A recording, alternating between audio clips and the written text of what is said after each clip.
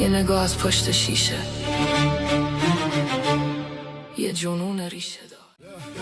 لبخند من یه نقاب رو فیس وحشی، منو خیلی وقت کشتن. اگه زندم باید ببخشی.